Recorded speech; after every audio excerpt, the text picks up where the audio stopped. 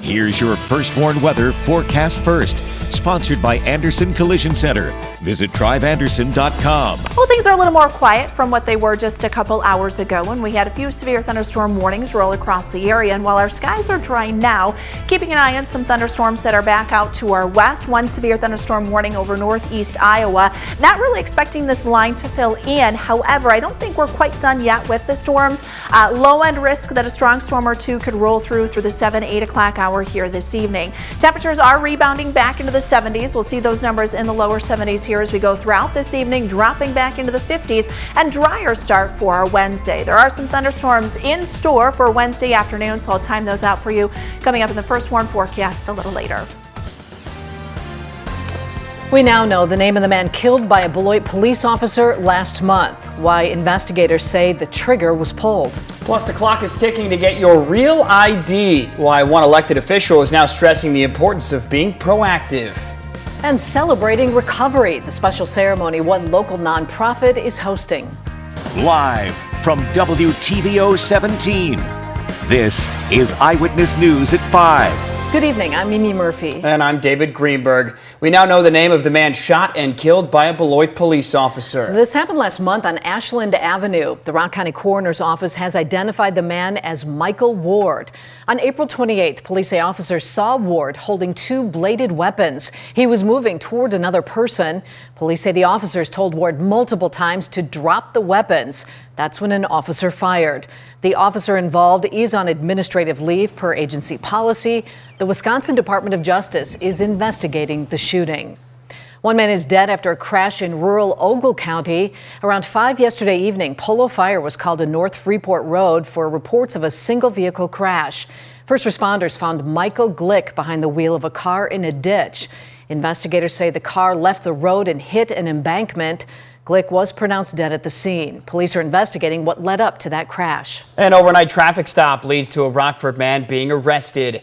A little after 2:30 this morning, Rockford officers stopped a car with 4 occupants near Island Avenue and West Street. Police say during a search of the car, they found a loaded handgun and over 200 grams of cannabis.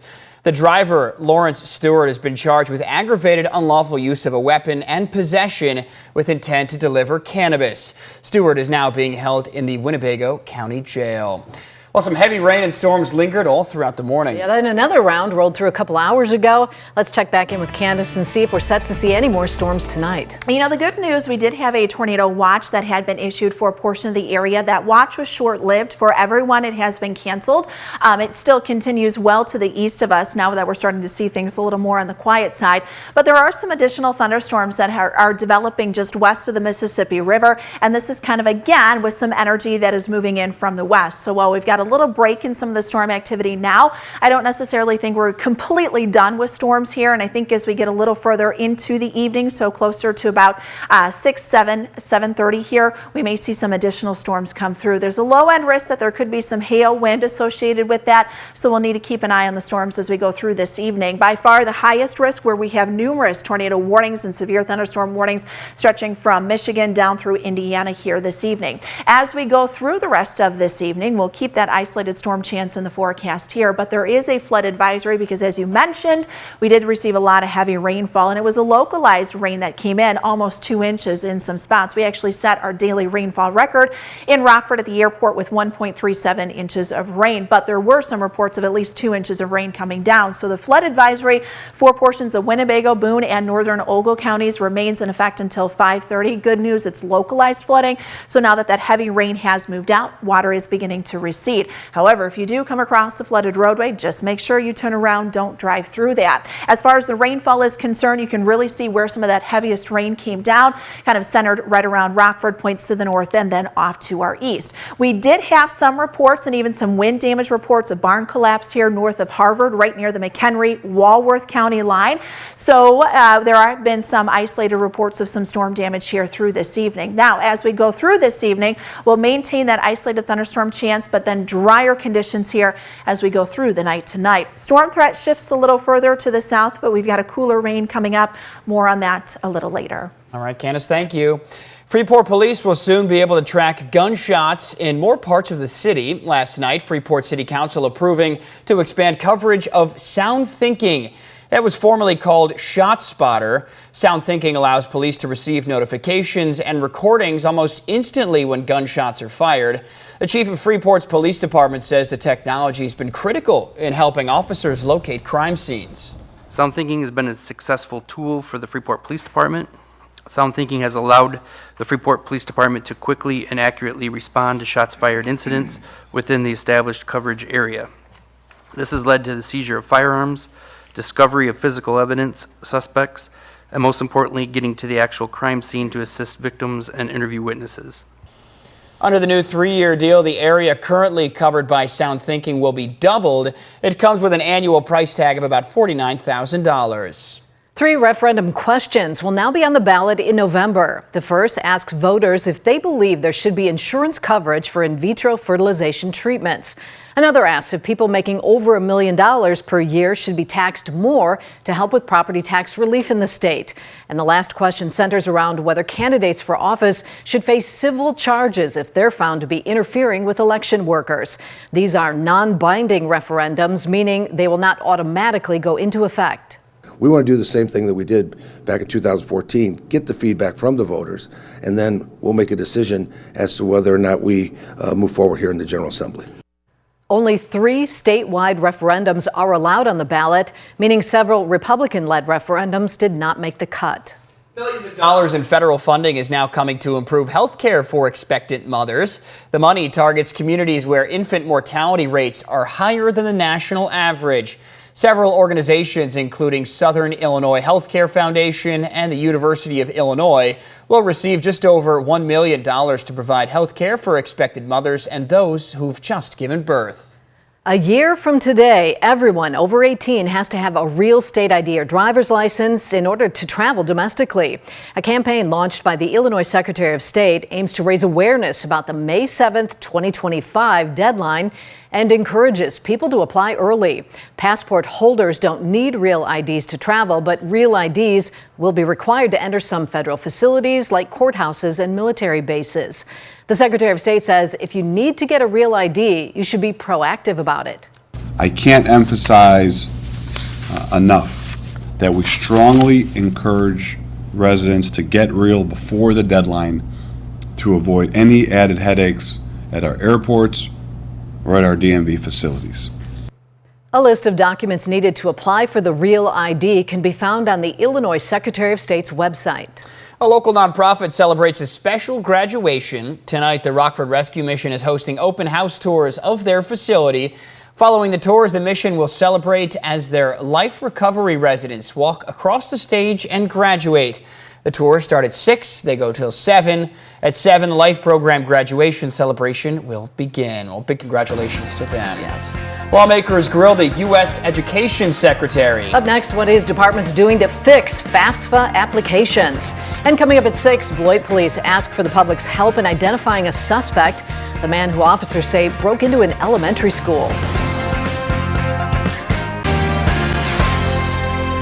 House lawmakers question Education Secretary Miguel Cardona on major issues like the botched overhaul of FAFSA. The committee also discussed protests on college campuses and the consequences for the students and universities. Washington correspondent Basil John reports.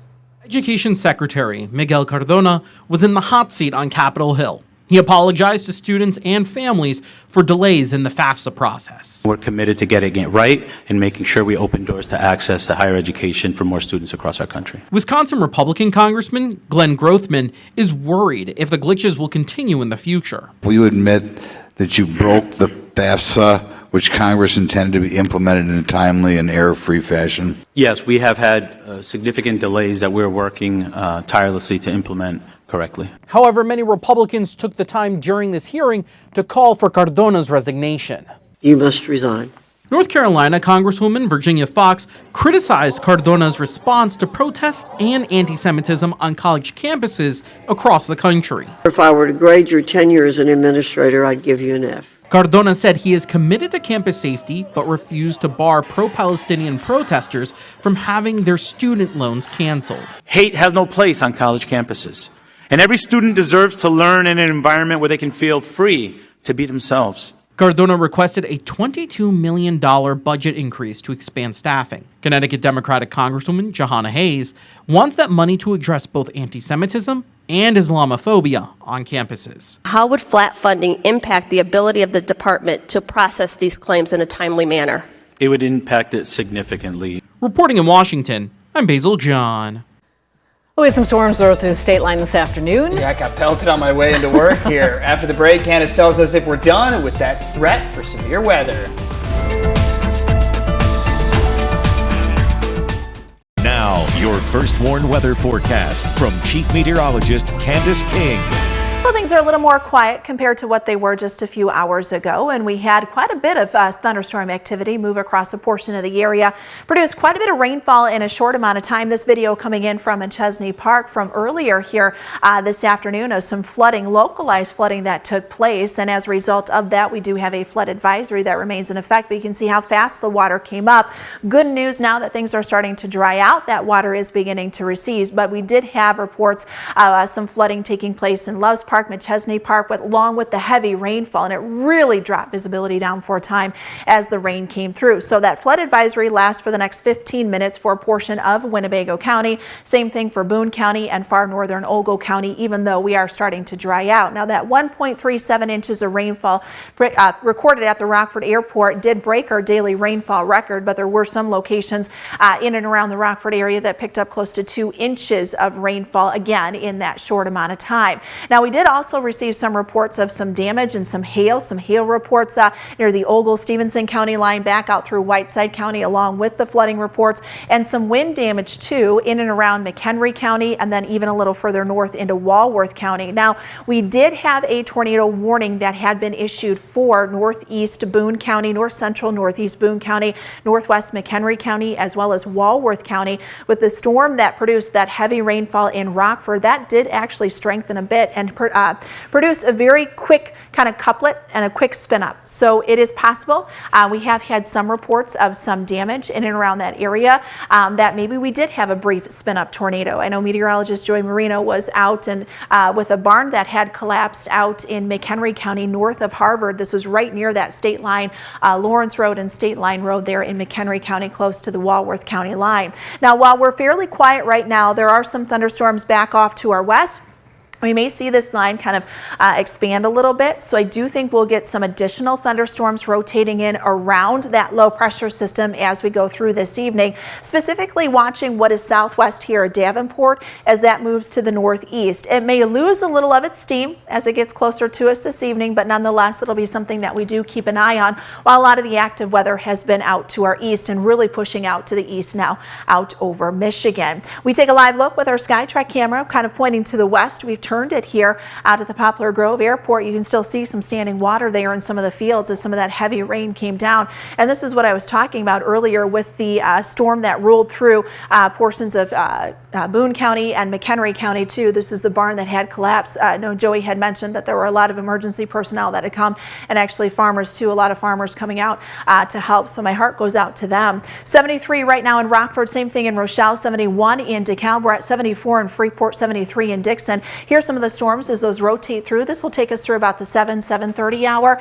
and we'll see some of that activity here as we go through this evening, but the overnight time frame will stay relatively quiet. Now, any storms that move through tomorrow most likely are going to stay to our south, and that's really where we see the highest threat for severe thunderstorms for tomorrow afternoon. But on the backside, we've got some shower thunderstorm activity that'll come in Wednesday evening, and then a cooler rain that does come down once we get into Thursday. Temperatures on Thursday may struggle to even make it out of the 50s for the afternoon, so kind of a shock considering that our temperatures last couple of days have been in the 70s. When we look at that threat for severe weather for tomorrow, highest risk central southern Illinois. We do have that marginal risk for a strong storm or two, so we'll keep our eyes especially later in the day on Wednesday and Wednesday night before the cooler air begins to move in and that cold front finally pushes through. Temperatures will stay in the 60s through the end of the week, but we are quick to warm back up here once we head into the 70s by next week. Yeah, thinking of those impacted by today's storms, Candace, thank you. Wisconsin next with sports. The Blackhawks are hoping to come up big winners again tonight in the NHL's draft lottery. And the Blackhawks have made a deeper commitment to a guy who was just a part of the Ice Hogs playoff push.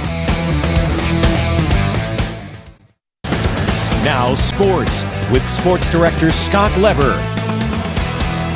Well, the Blackhawks caught a break last year when they won the NHL's draft lottery and they got Connor Bedard. Will their luck hold out again tonight? The draft lottery will take place again in just a few minutes, and the Blackhawks have the second best chance of winning the top pick at 11.5%. The San Jose Sharks have the best chance at 13.5%. Once again, there's another elite prospect like Bedard who has all the lottery teams drooling. He's Boston University freshman Macklin Celebrini. He's a two-way center who scouts say is a complete player who will be NHL ready next season despite his young age. He played junior hockey for the Chicago Steel a little over a year ago, so he already has some Chicago ties. It didn't take the Blackhawks long to take care of some more business. They have signed Lukas Reichel to a new 2-year contract that prevents him from becoming a free agent. Reichel played 65 games with the Blackhawks this year but struggled. He was solid at the end of the season, though, with the Ice Hogs scoring 8 points in 10 regular season games. He had 2 goals in their last playoff game last Sunday. Cubs get another crack at the Padres tonight. Cody Bellinger will return to the lineup in DH. Shota Imanaga will try to raise his record to 6-0. And the Cubs were thrilled with the performance they got last night from Justin Steele. 4+ scoreless innings in his return. Felt good in the bullpen. Was filling it up. Felt good with my four seam. Felt good with my changeup, sinker. I felt good with everything in the bullpen. Slider was sharp. Yeah, I just felt good as far as throwing the ball in the zone. Felt like I had good command. Illinois State's about to get a heck of a track and field athlete from here in our area. This afternoon, Belvedere North senior Braden Brown signed with ISU. He holds North's school record in the 400-meter run at a blazing 49.3 seconds. Brown is also one of the top high jumpers in the state. ISU plans to use him in the decathlon.